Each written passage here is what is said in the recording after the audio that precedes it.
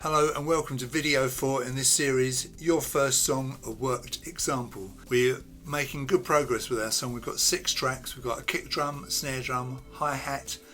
We've got a synth bass, a synth lead and some hand claps. So we're now going to come over to track 7, and on track 7 we're going to chop up a loop sample to use on that track.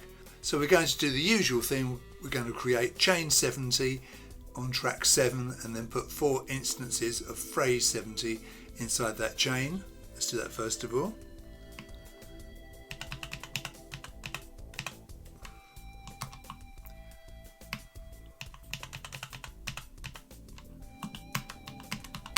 Like that.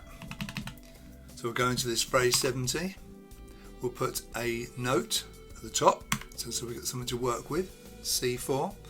And we're going to come over to the instrument. So it's showing instrument 0, at the moment. So if we look down the bottom as I scroll through the available instruments, 1 is the kick drum, 2 is the snare, 3 is the big snare, 4 is the hi-hats, 5 is the bass ace, the synth bass, 6 is the Kubricks, that was the synth lead, 7 is the clap, so 8 is our next available one. And it says none. Press shift and right to go into the instrument. Hold edit and right to get to sampler. Go over to load, and we're going to change our view by holding shift and left. Come down to the samples, into the packs. There's a bit of a rigmarole this every time, isn't it? And we're coming to electronic sounds, and we're going to want drum loops down here. To that, the one we want is the second one down, 110 606 tricks. So I'm guessing this is at 110 beats per minute, not that it's going to matter, and 606, I'm guessing that's from a Roland 606 drum machine. So if we press play, this is our loop. But we're not going to use it like this because we're going to chop it up. Let's give it a name. So we've named our loop. Let's go to edit over here on the right hand side. So we're on edit, we're going to press edit to go into that. You can see the waveform now. If I press play and keep play pressed down, you'll see the whole loop go across.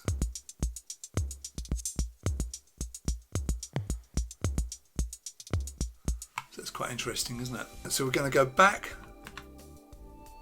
into our instrument view. We're going to come to slice, which is here, and we're going to make this 10, which is actually 16, because obviously 10 is hexadecimal for 16, so we'll go up like that, and it says slice 10 or 16. So what am I saying? I'm saying we've got 16 slices of this sample to use now, so we've chopped that sample up into 16 equal parts. Let's go back to the phrase view, and we're going to put some steps. Okay, so I put these notes in, and these are slices of our sample. So C1 I put on steps 0, 2 and 4, F1 I put on steps 6, 8 and A, and G1 I put on steps C and E. And if I play that, it's got a nice little rough at the end of it, and that works really well with our song. But hold shift and play, you'll hear the whole thing.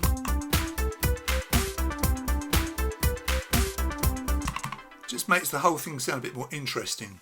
Now let's go to the instrument page, and we'll bring the level of the reverb up.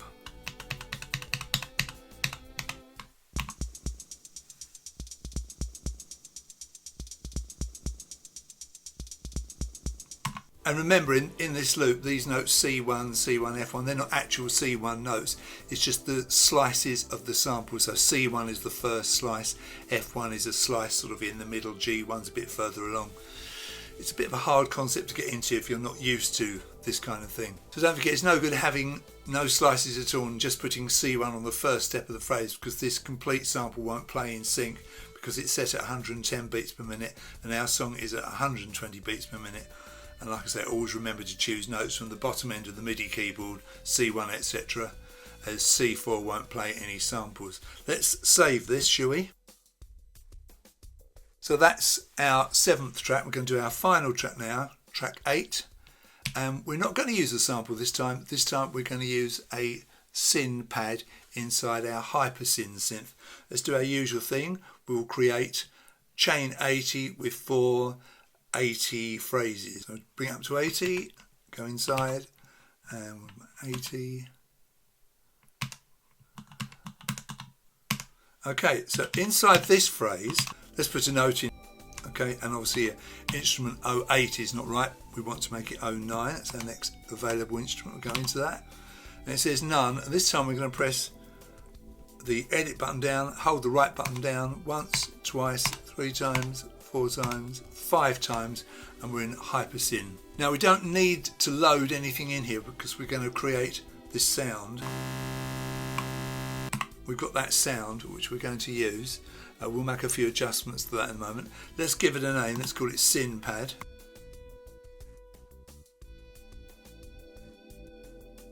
Just going to go back to the phrase. We'll change this note to C5. We'll see why in a moment. A little bit higher pitched, just so we've got something to work with. And we're going to make a few adjustments as follows in the instrument page. First of all, we're going to leave the scale on 00 default, which is the overall scale of the song, which is actually C chromatic. We're going to put in some values here. What we're going to do here is to try and make a chord. So chord bank 00 down here. We're going to make the first voice 00, which is C. Okay, that's fine. So we can leave that as it is. The second voice here, we're going to make this 04, which is an E. So like that. Come over to the next voice, the third voice, we're going to make that 7. Right, and edit, of course. So we've got 0, 4 and 7, and that is a chord of C major. So in a chromatic scale of C, 0 would be C, then you've got C, C sharp, D, D sharp, E is the fourth one, and then F, F sharp, G, G is the seventh one. So you've basically got a C, E and a G here. Now we've got some other 00s over here. These are more root notes. We're going to delete these, otherwise we're going to have too many of these root notes. Now if I press play, you can hear a C major chord. Sounds quite nice, doesn't it? Right, we're going to come down to width on the left hand side here, and we're going to change this to 10. The sub oscillator is on 80. Let's bring it up to 93.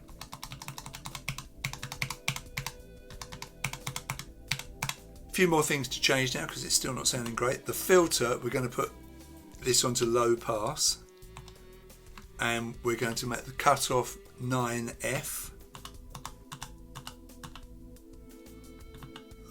like this. A little bit kinder sounding, doesn't sound so horrid now. The resonance, we're going to bring this up to 60. Keep pressing play, hear your sound, and let's put the reverb up to 70.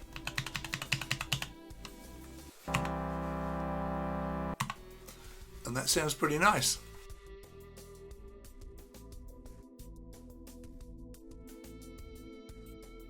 Now, a few more things to do. This is a bit complicated, this one, isn't it? Let's come back to the phrase, and on FX1, we're going to put this CRD, it says chord set, let go. So chord 00, this is the major triad we created earlier. Okay, so we've got our chord sounding on the first step. So I've got a single note C on step 0, a single note F on step 6, and a single note G on step C. And what that gives us is a nice little chord change, C major to F major to G major. If I put the bass drum in with that,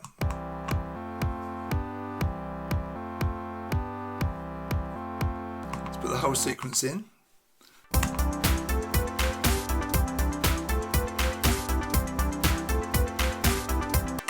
That sounds really nice, doesn't it? So this is very powerful because it means you can get a chord on just one track of the M8. Obviously this is a very basic example, but far more sophisticated chords are possible. So that's fine for the C bass. Let's do a similar thing for the G bass now. So there's phrase 81, is exactly the same as 80, but we can change it and it won't alter phrase 80. We want to have this so it works with the G chord. We're going to change this to G, like that. And all we want here is the G all the way through, so we can lose these Fs and Gs down here. It's just going to sustain all the way through the bar.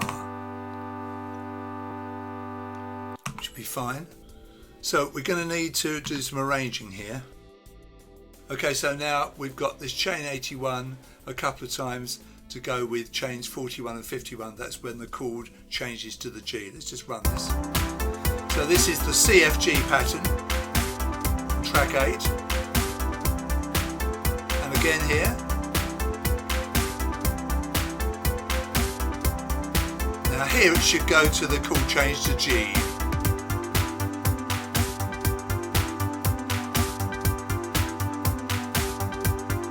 And then back to the CFG. And so on. So we've managed to get some chords on a single track using that HYPERSYN. That's a great little powerful effect, isn't it? Let's just put a little ratchet on the last hi-hat in phrase 30. If you're not sure what a ratchet is, it's where you get that very quick fire repeat. Sounds really nice. So it's going to chain 30. We're also going to put a chance command on this so it doesn't happen every time. So go to any iteration of this phrase where we'll use this one.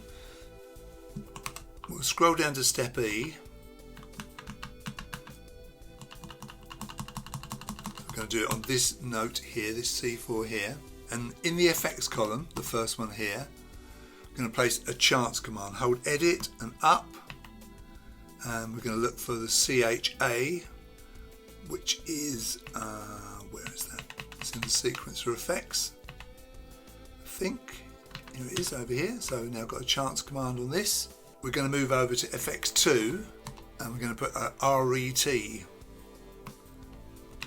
Which is one of these. It's a retrig. Okay, so we've got chance and retrig on this one step. Now we're going to make some alterations. We're going to set the retrig to a value of 3-3. Go over to the value column. Now we're going to go 3-3. So it's volume -5, and we're going to have three retrigs. And over on the chance, we're going to set the value to F9. Let's just make sure we understand this. So this hi-hat over here will always sound, but the re-trigger will only happen 60% of the time. So to sum up, the note is on the left of the chance command and the re-trigger is on the right of the chance command, so the two can have separate amounts of probability. The up and down buttons control the left setting, the note, and the left and right buttons control the right setting, the re-trigger. So don't forget to press and hold edit first before you obviously change those amounts. So if we play this phrase, you'll hear that the re-trigger doesn't always happen. Didn't happen then, did then, didn't then, did then, and so on and so forth. So it's sporadic. Okay? Now, final thing to do is to make an ending.